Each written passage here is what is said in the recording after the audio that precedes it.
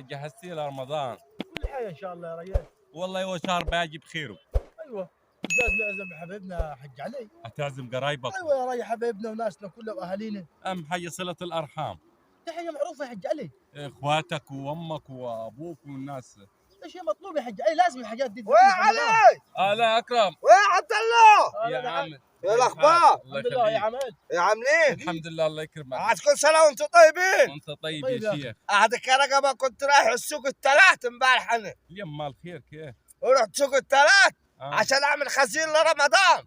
خزين رمضان؟ سوق الثلاث تعرفوا للخرفان والبهايم اليوم مال يا ابي في طماطم وخيار رخيصه. الثلاث؟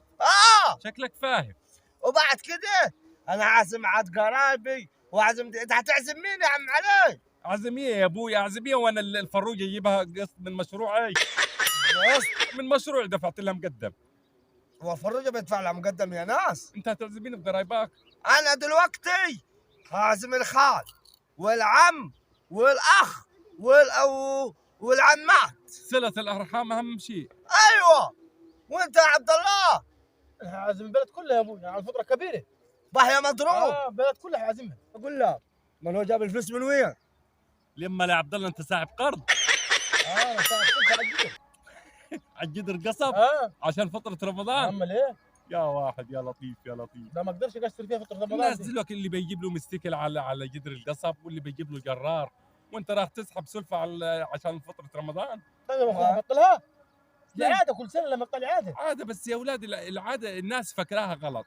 الناس لازم الحاجه عاملاها اكل وشرب، هي مش بالاكل والشرب. والله العظيم لو بخ ميه على شويه بلح على شويه عصير اتسترت عليك. هو النفر ايه غير بيشرب بق الميه وشويه العصير وبيبوقل، ما بيعرفش. احمد بيقول له يا حسين وفتحي بيقول له يا خليل. لا، هو الموضوع صله ارحام وقرابه، عند الناس جات وتلمت مع بعضها والصافت والصالحت. هو ده شغل ابو بلاش، ما فيش احسن منه. انا ناوي اجيب صله الارحام بتاعتي والناس اول رمضان، وهنقعد قعده حلوه كده، شويه عصير شويه شوربه على قرداح، حتى لو الفروج يتاخروا علي في مشروعي ما يجيبوها. هتبقى العمليه ايه بالود والحب. اما مش لازم نملى الكروج، هو ما حدش هياكل ولا يشرب، مش اكل ولا شرب. يعني كلامك ده يا علي يدل على الناس تبطل. لا ما تبطلش يا شيخ.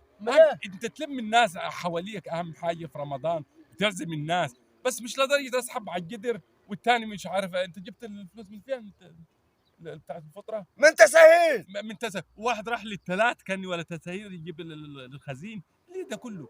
الحقيقه مش محتاجه تكاليف ولا محتاجه هني. هو صله الارحام قال لك اهم حاجه اللمه. رمضان مشهور باللمه والحب والتعارف، ان النفر يقعد مع قرايبه يتصافى بينهم، لو في مشكله يتصافوها مع بعض، يرتاحوا مع بعض، واخرتها كوبايه عصير. شغل ابو بلاش ما فيش احسن منه، خدوها مني. بقول لك يا عم علي، قول. انت سددت حق قسط الفروجه؟ ده لسه انا دفعت المقدم تحت. طيب الله يصلح حالك يا عم علي. كل سنه طيبين. وانت طيب. انا سلام يا ابوي. كل سنه طيبين. طيب يا عيل. كل سنه طيبين يا اولاد.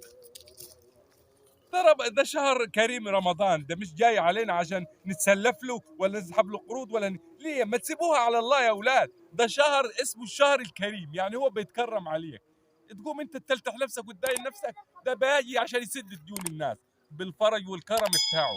احنا ليه ناس غريبه بقينا وتفكيرنا غريب، دايما نحب الفشخره في كل حاجه. يا واحد